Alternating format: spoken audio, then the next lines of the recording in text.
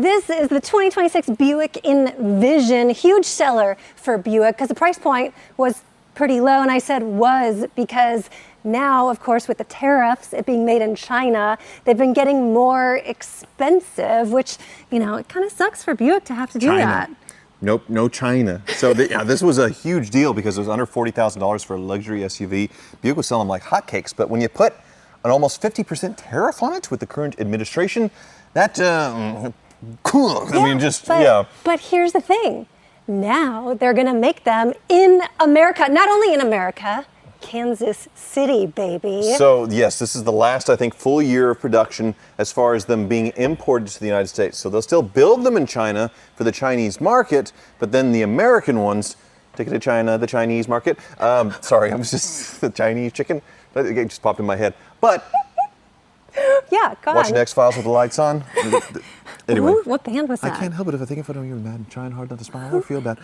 What band was that? I don't remember. I don't remember. But now the American version, the next generation of this, is going to be built in America. But is it going to be more expensive if they build it in America? Will it be better? Will it be worse as far as the quality? That's the question. And I'd always wondered, because I'd never driven one of these or experienced one of it, what is the Chinese Buick built in America like? Is it any good? It's really nice. I'll show you in a minute, but I drove it home from Hatchet, so thank you, Hatchet, for loaning it to us.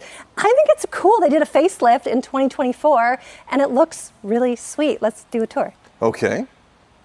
So the Buick logo did get updated a few years ago, right? The shields, yes. But in 2024, they had the badging down in the grille. They moved it up, and they have this kind of crosshatch pattern, which I think looks sexy. Can I say that? Like, it used to look like grandma-y, like typical Buick. This looks really modern. They're going to think we're being sponsored by the Chinese, because they do that. They'll pay like YouTubers to give good reviews of Chinese cars. They try to do that to you. They offer me a lot of money to come out and be like Mr., for a Chinese company. Right. And the money I put out there was like, okay, if this ends my career, then at least I have this amount of money. And they said no. So anyway, it didn't end up happening. Yeah. But I think it's cool. Look at these like cat eye headlights. That's really sexy and fun. But it looks like the cool kind of modern compact SUV. Well, there was that commercial years ago where they were going. Are you going to sing it? That's a Buick? Right. Okay. That's a Buick? It doesn't look like your typical Buick. No, it's they were basically playing, that's not your grandma's Buick or, these old junky Grand Nationals. I wanted to kick you. I actually felt like. Yep. But it does look good. I mean, but with all crossovers, they all have sort of the same generic shape. I mean, you're kind of stuck in the same shape and look unless you go boxy like a few, like the baby Bronco that you liked. But most of them sort of look like this from the side. You really couldn't tell the difference between any other crossover. But the window sticker is very interesting on this thing, isn't it? It's almost $49,000. But when you see inside, you'll see okay, it's nice and it's luxury. Yeah, but if you had bought it a year ago, the base would have been almost $5,000 cheaper. Right. So that's interesting. But then also you can see the U.S. Canadian parts content on this car. This is a Buick, an American company, 8%. Most of the foreign parts, China, 86%. The engine comes from Mexico. The transmission from China. Why do you think the engine comes from Mexico? Are they just really good at cranking them out? They have a factory. Yeah, there's a big engine factory in Mexico where I think a lot of the engines are built. But pretty good gas mileage for a decent-sized SUV. 25 combined, 22, 28. So I like the name of the color, Moonstone Gray Metallic. Yes. It's very pretty. 20-inch carbon flash wheels. The back end, it's almost like a pinkish red color, don't you think? Yes. Almost sun-faded looking, but it's very futuristic. And I should say Hatchet, GMC, they are discounting these, I believe, to almost the price of what they were a year ago. So I think most of them are $3,000 or $4,000 off. So they are kind of helping out with the tariff cost where it can be, reasonable. But these did start for under $40,000 just a year ago, which this is a lot of car for the money for, I saw that these weren't real exhaust tips, and so they are faux. And I wonder why they would do that. Why do they go through the length of designing this whole thing that is not functional? It looks cool. It looks cool. So it's just one little pipe out the back here, but then it's just integrated into the bumper. There's one over here too. Okay, so it is a dual exhaust. It just doesn't go out that spot of the bumper. Pretty interesting. Under here. This is clean. This is what brand new cars look like, right? I don't know. Well, I'm not used to seeing it either, you know. Yeah, this is It's shiny. It's You can something. eat off of it. What's happening? Are you going to kick it out of your garage because it's too pretty? It is very nice and pretty. Look at the big panoramic sunroof, and it has the shark fin radio. Right. So it has all the cool European luxury stuff. The seats are gorgeous. Stop. Can you tell me, like, this is Buick right now. That looks sexy. That looks really good, and it does have second row vents, which is a thing you look for as far as more comfort. That's nice. And the charge ports too. So that's nice that you have a charge port for the kids back there and air blowing on them. Pretty. So the quality of the Chinese Buick is looking pretty good. Ta-da! I mean, like, that interior, I can see your face. You weren't expecting that, were you? No. It's really nice. 30-inch curved screen. Gorgeous. And a lot going on with the seats as far as the different textures and patterns and got colors. It's got the ST because it's a sports touring trim. It's really nice. Yeah, Bose stereo and a little bit of nice texture going on here. Yeah, and then there's this like muted graphite, like warm graphite strip throughout. It's really cool. I wasn't expecting it. The steering wheel is really thick. Thick rim steering wheel, heated steering wheel, and ooh, okay, this is gonna be neat to drive, but And the piano black, like it looks sleek and futuristic. yeah, well, go ahead and start it up and pop the hood. I'm curious. It is a 2-liter 4-cylinder like everybody's doing, but It's got a turbo. let's see what this Mexican engine looks like.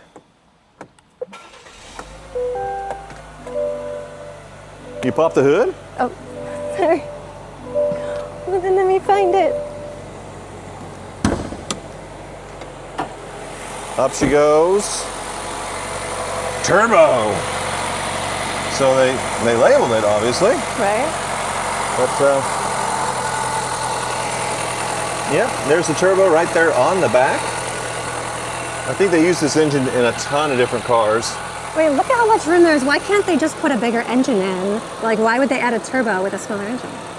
Is that a weird question? Most of these 4-cylinders are turbocharged to get the best gas mileage and meet emission standards and all that stuff. So you don't really need a V6, you know, naturally aspirated. It wouldn't put out the power. So it's interesting as far as like everything is here.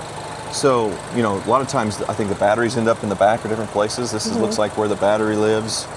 Jump point off here. Traditional suspension, nothing crazy there. A lot of ground wires going to one spot rather than using one.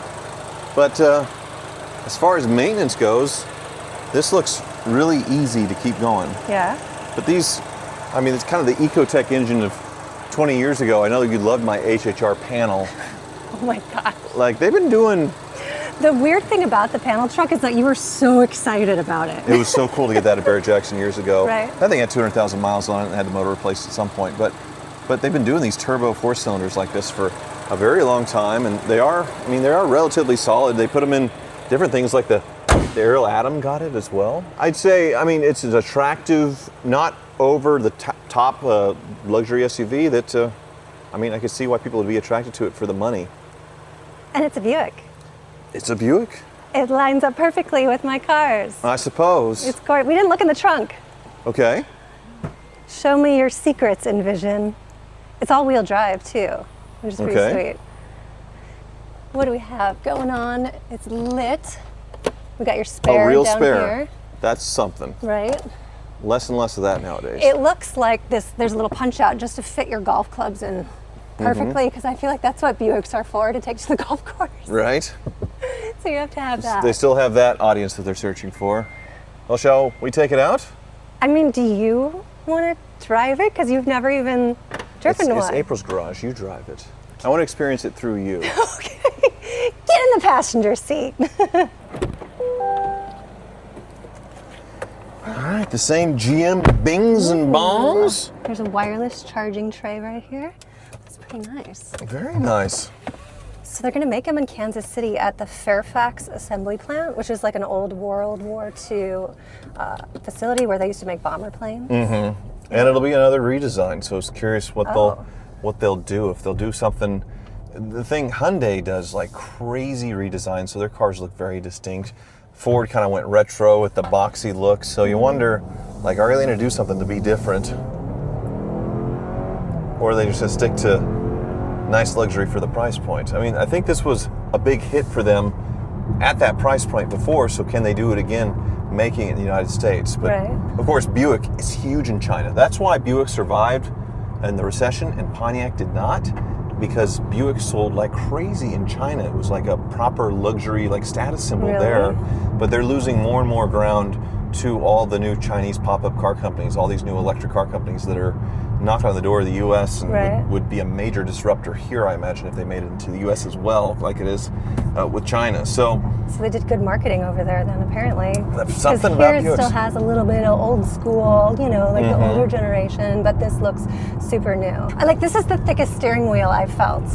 I'm trying not to be intimidated or jealous of the thickness of the steering wheel. But it's huge. It's massive.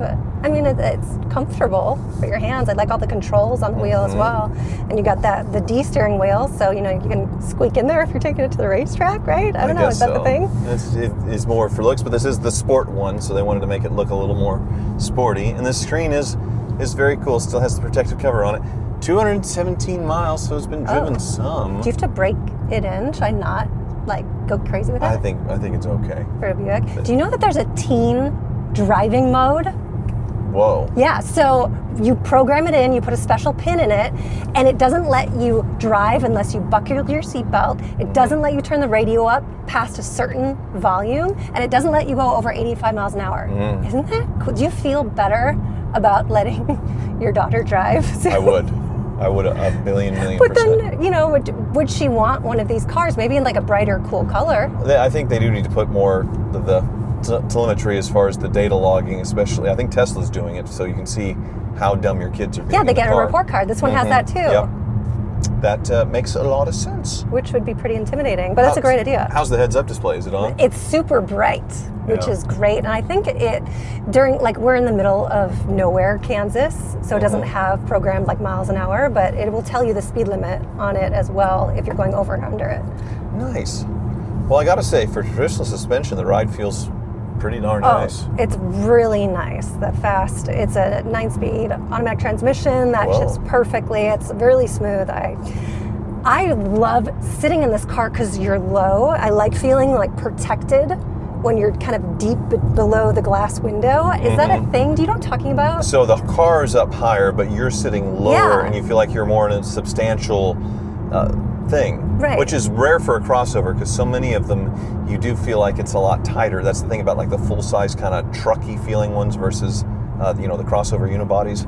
I agree. This does have sort of that old school kind of significant kind of feeling Yeah. to Buicks we're kind of known for. The materials feel quality. The seats are cushy. There's a 9-speaker Bose system. I yeah, mean, like floor it. this. Flooring it has a little left to be desired. It's a 2-liter turbo that gets good gas mileage. So can you like tune it, or do you like? Can you like put a chip in it or I something? suppose you could. You might be the first person on the planet to do it, but I think this engine does live in a lot of different things that people might do that to it. Yeah. So why not? I Yeah. love it. I can't wait for you to drive it. It's really nice. Well, that can happen off camera. Like if it were electric, I might want to replace the e-tron Really? with this. Yeah. Interesting. It's really nice. Yeah. It's- So you would have no qualms buying the Chinese Buick.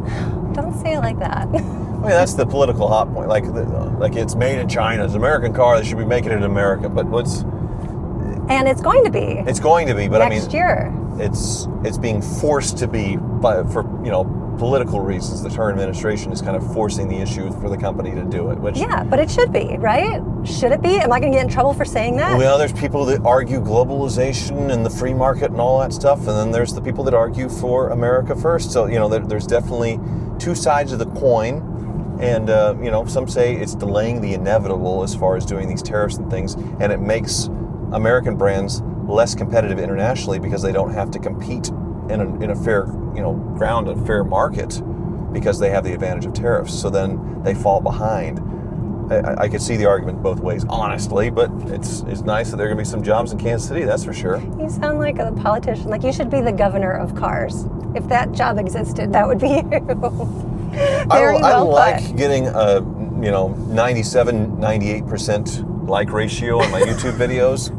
You know, if it's a controversial video where like I blow something up and I get like a 93 or 94% like ratio, as a politician to have like 51% approval ratings doing good, I don't think I could live through that. No. I don't think so. Oh, look at that H1. Yeah, That's really cool. There's the crazy guy in Benton with a Cybertruck and an H1 and a big solar panel. He's an interesting dude. That's cool. All right, thank you so much for watching. These are cool, but yeah, I'm interested in what the new facelift's going to look like and how the quality is going to be when they do start building here in America. Thanks for watching.